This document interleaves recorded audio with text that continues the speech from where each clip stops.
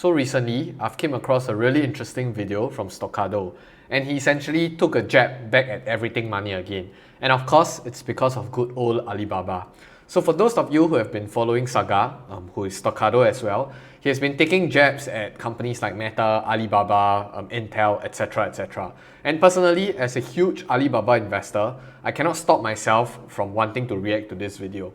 So of course, just some disclaimer, this is in no means trying to attack anyone or anything mentioned in this video, but it's purely just an exchange of opinions and probably provide you with a perspective from the bull side of the camp, even though I know Saga has been pretty bearish of Alibaba for quite some time now. So without further ado, remember to help smash that cute little like button before we proceed so that maybe Saga can watch this video as well. So yes, let's begin. Hello investors, let's talk about Alibaba today. Just yesterday, this stock was down by a whopping 12%. I know many investors and YouTube. It's down by a whopping 75 to 80% from its all-time highs, trading at around $310 to $320. So yes, it has been a pretty painful journey thus far. Viewers who actually like this stock a lot. So one nice example here would be Everything Money. Now luckily they just released a video on Alibaba, so I thought why not make a reaction video on it. And I'm making a reaction video of a reaction video.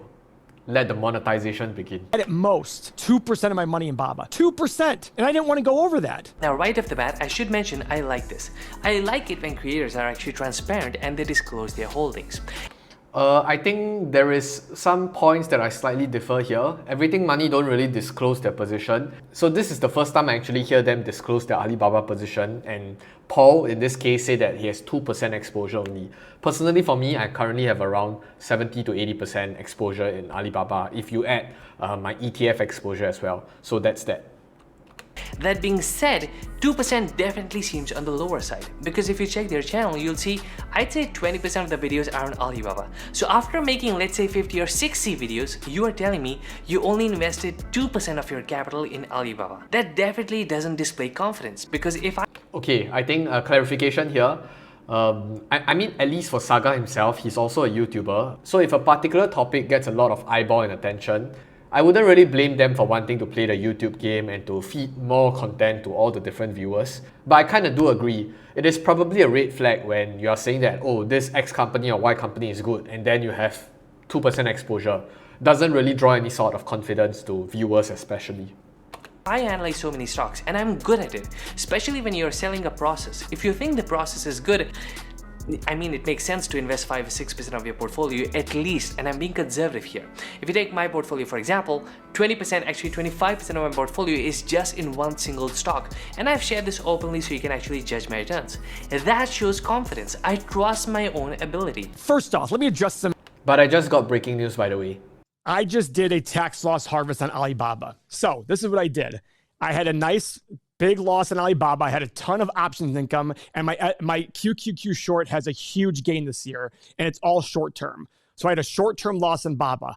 I sold all my Baba the other day, but part of the tax loss harvest that makes it work is I bought a similar stock that was I deemed to be undervalued that would probably work in the same way, because I have 31 days to have to wait before I buy Baba back. So what did I do? I sold Baba the other day when it went out, and I bought Baidu instead.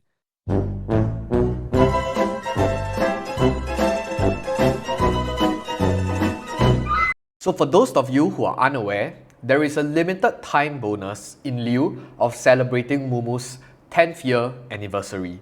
So if you open an account and deposit any amount on Moomoo today, you can get an extra $10 on top of the other welcome rewards, which will be worth up to 220 Singapore dollars if you deposit minimally 2,700.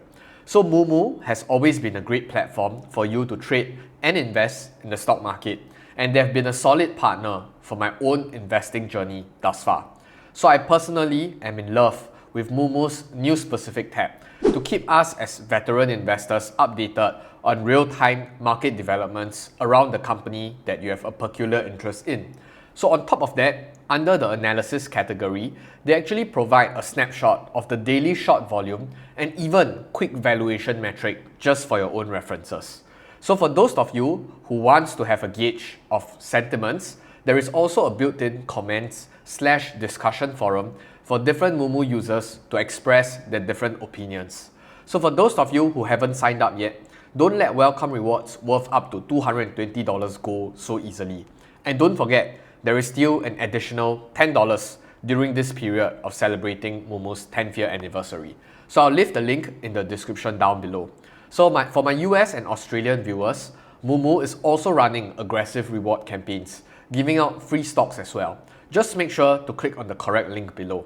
Thank you Moomoo for sponsoring this video. If you think that buying an overpriced company with no future is the same as buying a much more reduced price company that falls 50%, you are not getting investing. I get it. 50% still 50%. Now, on one hand, I completely agree with him, but let's be objective. Let's try to understand the other side here.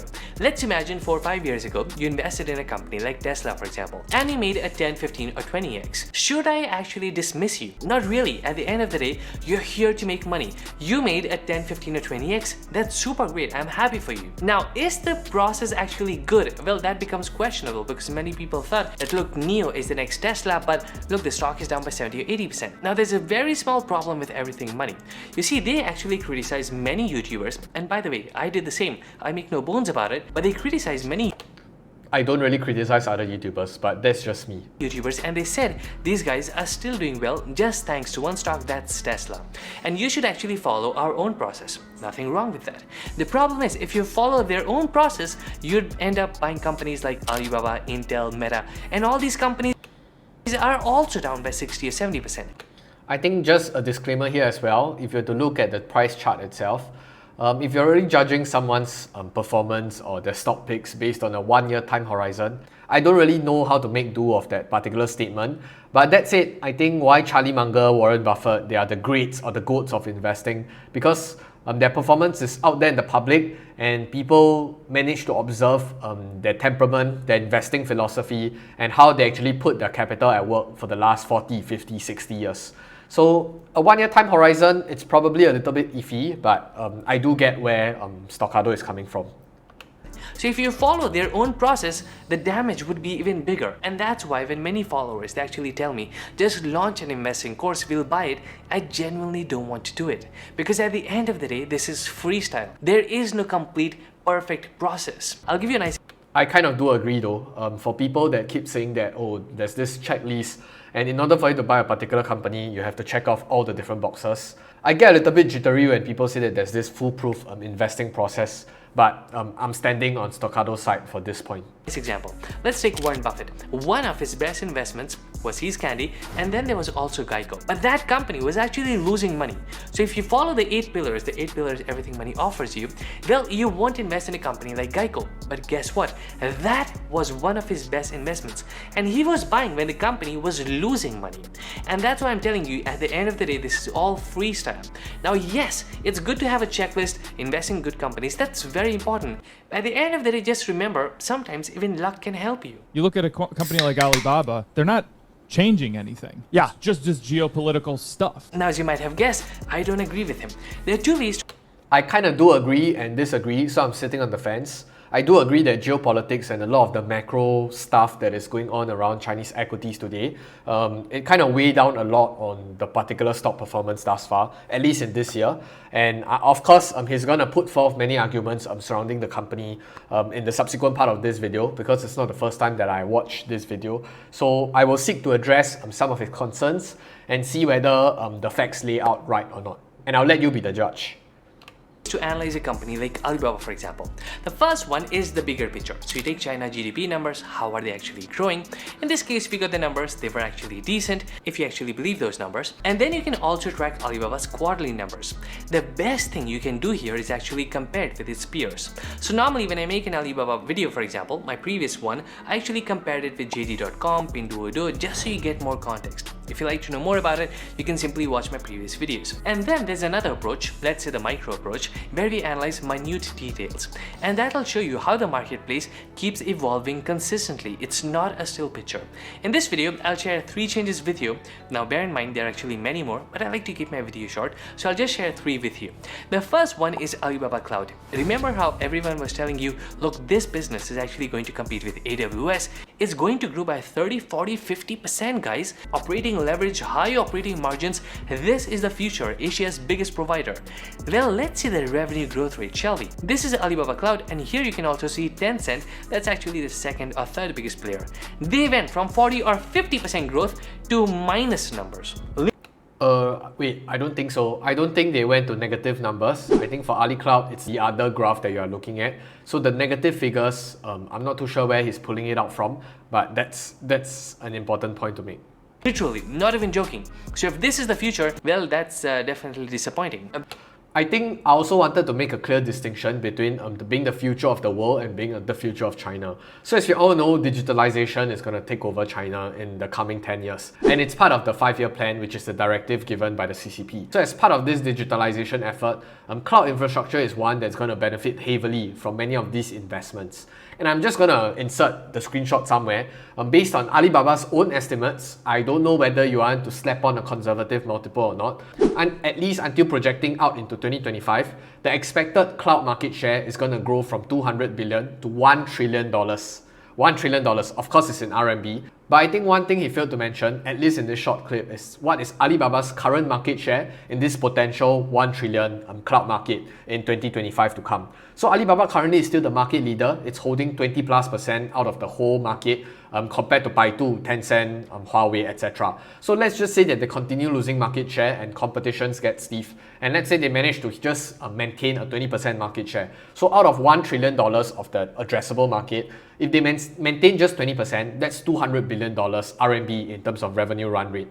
Which is why there's been many investors and analysts at the sidelines saying that this is the next growth potential. Of course, if you to lay everything into context and superimpose onto the Chinese economy today, they have a property crisis, they have an economic slowdown, the pandemic controls are not helping as well. So of course you can see a slowing in growth rates and collapsing even to the low teens digit.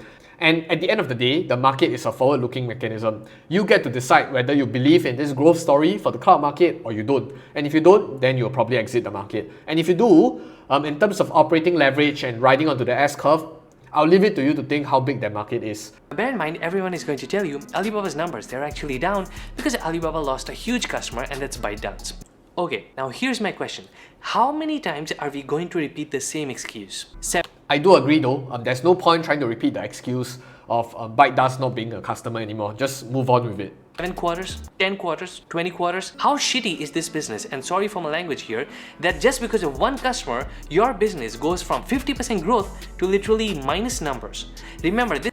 Not negative, I think he's talking about another cloud business right here. But I think similarly, you want to draw comparisons on TikTok or ByteDance's impact onto Ali Cloud.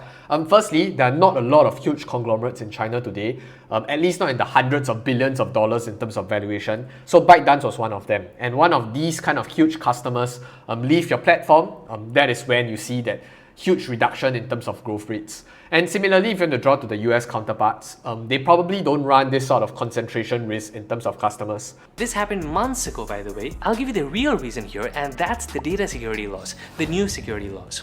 If you take other governments like US or UK, for example, all of them, they're actually embracing hyperscalers like Amazon, Google, and Microsoft because they know they're efficient, they also have cybersecurity involved, so they're actually great. Guess what happens in China? They don't like them. They definitely don't embrace them. They are telling us that they will build their own infrastructure.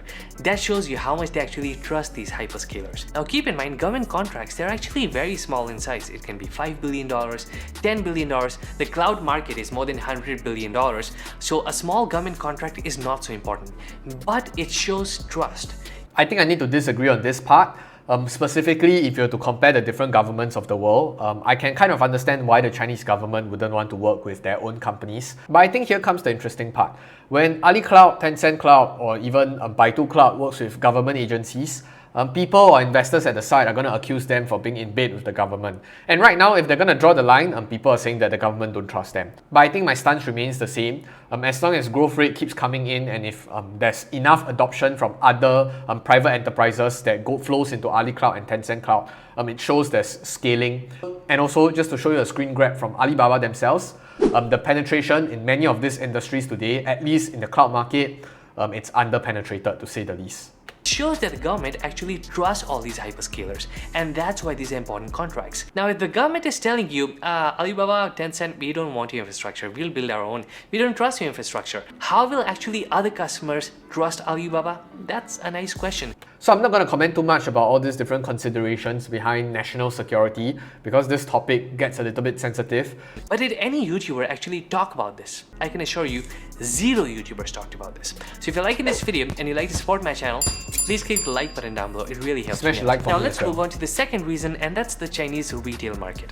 Now here we actually have many players. Alibaba, of course, is the biggest player, but they've been losing market share for the last 5 or 6 years because we have new entrants like JD.com, and then you also have Pinduoduo, once again growing faster than Alibaba. Makes sense. These players are actually starting from a smaller scale. Now here's my question. Why would a company like Pinduoduo start international expansion? Because that's exactly what happened, as you can see over here. You see, Pinduoduo was already growing in the domestic retail Chinese market. So if the Chinese market is so strong, doesn't it make sense to grow in your domestic market? Because think about it for a second. When you enter the international market, and by the way, in the case of Pinduoduo, they are entering the US market, as if it's not competitive already. Whenever you enter a new market, it's very expensive and you lose money because you have to acquire customers, so there's acquisition cost. You offer discounts, coupon codes, everything, so it's going to cost them a lot. Obviously, they'll lose money. Then you need your distribution centers, warehouses, logistics. You need to set up everything. Of course, you need a new team as well. You need to hire more people. And this company, instead of focusing on the domestic market, goes, and by the way, this was actually one of the smallest retail players in China. Okay, I think I just wanted to make a few clarification. It's true, comparing the three dragon heads in the e-commerce business, Pinduoduo is much smaller compared to JD and Alibaba. Alibaba is the biggest. Despite it being the quote-unquote smallest retail player in China today, want to take a guess how many monthly active users they have, or maybe how many active buyers there are on the platform on a monthly basis? Just feel free to write it down. If you actually bother studying Pinduoduo's current penetration in China today, it has 800 to 900 million active buyers and 750 million monthly active users. 750 million. And Alibaba, on the other hand, being the biggest player, has only 1 billion users. China today has around 1.3 billion population. How much or how far can they continue penetrating into Chinese domestic market, even if the Chinese domestic market is extremely strong? That's a point that I don't really get. So I think there's some sort of framing issues here. I'm not here trying to comment about Pinduoduo's business expansion strategy, because that's up for Pinduoduo's investors to decide whether they believe in that strategy or not. But that's just some context on what Pinduoduo is currently doing in China today. And on the flip side, I don't really get the argument that if the Chinese market is big or strong enough, why would they focus expanding overseas? So on a similar note, if I were to flip the argument on itself and say that if the US was such a great consumer tech market, why would Apple bother penetrating into the Chinese market? And as of now, China actually makes up around 20 to 25% of Apple's revenue. Is this not just part of business continuation strategy because the US has been rather saturated, and thus far, at least in the retail space or e-commerce space, the Chinese market has been rather saturated as well. And to bring in TikTok as a competition, the competition just gets stiffer. They decide to focus on international expansion. So obviously this is telling you the Chinese market is not so strong. So I think I'll cautiously use the word here, focusing in international expansion, because I'm quite sure all three companies still focus heavily on their domestic market, but they're just attempting to expand out as part of probably their business continuation strategy. Because everyone keeps telling us that Alibaba will grow by 10 or 15% just because of China. Well, it doesn't seem that way. And unfortunately, I have to mention, the writing was always on the wall. Have you ever considered why is a company like Alibaba, which has extremely high margins, focusing and expanding in a business like groceries, for example? That's single-digit margins, by the way. And they are not just... It's actually part of their expansion strategy, but let's not delve too deep into it. I think for those of you who actually watched the presentation, they kind of gave investors some sort of a heads up that they wish to be that omnipresent channel, at least in China, to kind of differentiate themselves. But that's that. Just growing, they're actually spending billions on acquisitions just so they can grow here. That's showing. Okay, I think with this regard of this Sunart acquisition of 3.6 billion, so I think just to put things into context, in 2022 alone, the year haven't ended by the way, so Alibaba actually poured in $1.8 billion, which is half of that acquisition figure, into Lazada, which is their Southeast Asia or their international commerce business arm. So of course it's out there to try to compete with Shopee and Sea Limited, but whether they're successful or not, it's a topic for another day. I just wanted to ground it into context, into understanding how much is this $3.6 billion. And also, Sun Art is not some Tom, Dick and Harry company. It's actually amongst China's largest hypermart operators with 486 outlets in China today. But I do agree, this is actually a very low margins business and it will impair the overall group's margin. But I think it's part of the entire business expansion strategy, at least for now. The real growth now is in the rural area. Unfortunately, in a rural area, nobody wants to buy iPhones. They are focusing on groceries. I think especially in the e-commerce business, at least in China today, they're not really focused on high value items, they're focused on scale. So if they're able to scale up, even Pinduoduo is making a profits today. So Alibaba is not going to just sit there and see profits get siphoned out by other competitors. So I do hope I provide some context in terms of why there is this expansion into groceries business, even though I do acknowledge it's low margins. But the key here is scale, at least in China. I've covered this like 7 times on my channel already, and by the way, you'll notice I'm frustrated because I genuinely am. I've seen many videos out there, they get 30 or 40,000 views, they're giving you the wrong information. Let's say it's not the complete information because it's not wrong, but they keep telling you Alibaba In this case, I want to make the picture even more complete. is the best investment out there. It's down by 70% and nobody talks about these risks. So if you'd like to help me out here, please hit the like button down below. Now the third point here, remember we're talking about changes in the Chinese marketplace, is the delivery business. So Alibaba actually has a food delivery business that's known as LME, basically Uber Eats. That's the best comparison I can find here. Now LME is not the biggest player, I think it's the second or maybe the third biggest player. Of course China had lockdowns, so the government wanted to accelerate the entire recovery process, plus at the same time they wanted to support restaurants and small businesses. What's the brilliant solution they can actually come up with? They forced the biggest delivery partner, and also Alibaba of course, they forced them to reduce the service fees. Now, Yes, I think for some other investors, they call it national service. And just some context, Ele.me is actually a very small part of Alibaba's business. But I do agree, it might be some sort of a call of concern for many investors that are quote-unquote investing in this communist country and they don't really understand what's exactly going on. So I don't really have a very good argument against it, but I think with just sound principles of operating in the business environment, especially when it's a once-in-a-lifetime pandemic occurrences, I don't really have any qualms against it. But of course, people are going to go down the slippery slope saying that, oh, in future, they're just going to nationalize everything and e-commerce can no longer have any take rate. So I think that's a little bit too far-fetched, but sure, people can make that argument. I'm not going to go against it. now be honest with me here. Do you actually see things like this in the US market? We saw that with Apple. People were telling them 30% fees is too high. Well, guess what? Apple will still charge you 30%. The US government tried to do this with oil companies and that didn't work either. So let's see whether the windfall tax from the Biden administration can actually go through or not. But in the Chinese marketplace, however, this works perfectly. The government can tell you the next day itself, reduce the fees, and you have to follow this. And by the way, if you're thinking this is a one-off, it's not. We saw something similar happening in the education space. They told everyone your fees is too high, you have to change that as well. So not really. I think the education space, they immediately banned the whole tutoring industry, or at least the after-school tutoring industry. So let's not get too ahead of ourselves and just mix everything together. this keeps happening again and again and again. Analyst estimates, and I'm not saying analyst estimates are right, but analysts, you guys all love analysts in their currency, but it has it almost doubling in the next 5 or 6 years. That's double-digit growth. You look at revenue, it has revenue growth of double digits as well. Okay, so now we have estimates, and unfortunately this is misleading. Let me show you why. Let's use Alpha Spread here. We search for Alibaba and we go in the Wall Street estimate section. So firstly, you can actually see the returns you can expect from this stock. This, by the way, is according to buy and sell side analysts, both of them.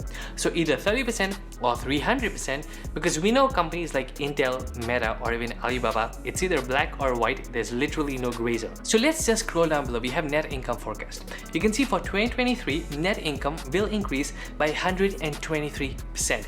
Take my money, I love Alibaba right now. But let's put that into perspective. You see, there is a jump of 123% because the previous year net income dipped by 59%. So if you take a longer term view, let's take 4 years, net income growth is not going to be interesting at all. You can see in 2021, it was 150 billion, and in 4 years, it'll become 181 billion. That doesn't seem exciting growth, at least to me. Now, as I'm curious, let's try to do something with their revenue as well. In the same site, we have revenue forecast. Previously, you can see the company was growing by 50 or 40%.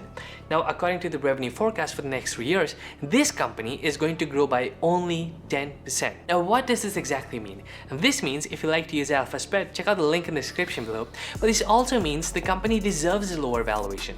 It was growing by 40 or 50%, just like Meta, it was growing by 30%, but now the company is only growing by 10%.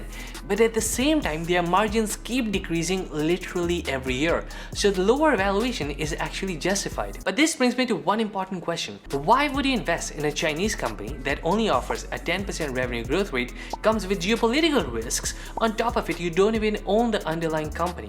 Isn't it easier to go with a US based company that's still growing by 10 or 12%? Now you might be saying, yeah, but the valuation, Alibaba is so cheap, these companies, US companies won't be so cheap. Well, they only have a P ratio of 16, 15, 16 or 17, so it's not so expensive.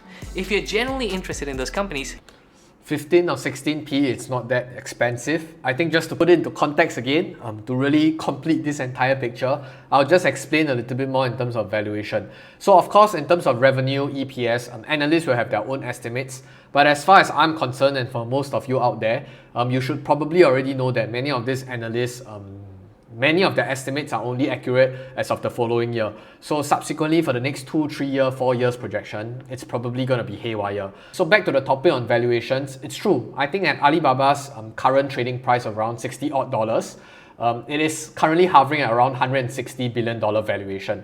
So let's not forget one thing. If you were to scroll through the balance sheet of Alibaba, Alibaba actually currently sits on $67 billion in cash. So assuming that they're not pulling numbers out of their ass, and this number is fairly accurate, $67 billion of their cash out of a $160 billion valuation of their market cap today. So that's a 40% of their market cap that they can buy back shares in the open market today if they wish to just wipe out the entire cash balance. So as Saga actually explained in the video, the EPS of Alibaba was actually down 50 to 60% just this trailing 12 months. And moving forward, the EPS of Alibaba is going to normalize again, which is why there is this growth in 100+% in the following 12 months. So the forward PE now for Alibaba is actually 8. And assume that Alibaba actually used the cash to buy back the remaining of their market cap. A forward PE of 8 will be reduced to a forward PE of 4 to 5. And comparing a forward PE of 4 to 5 to American companies with PE of 16 to 18, that's still 66% cheaper. I don't know what you think about it, but please just take my money. With that, I'll see you in the next video, but more importantly, I will see you on the moon. Goodbye!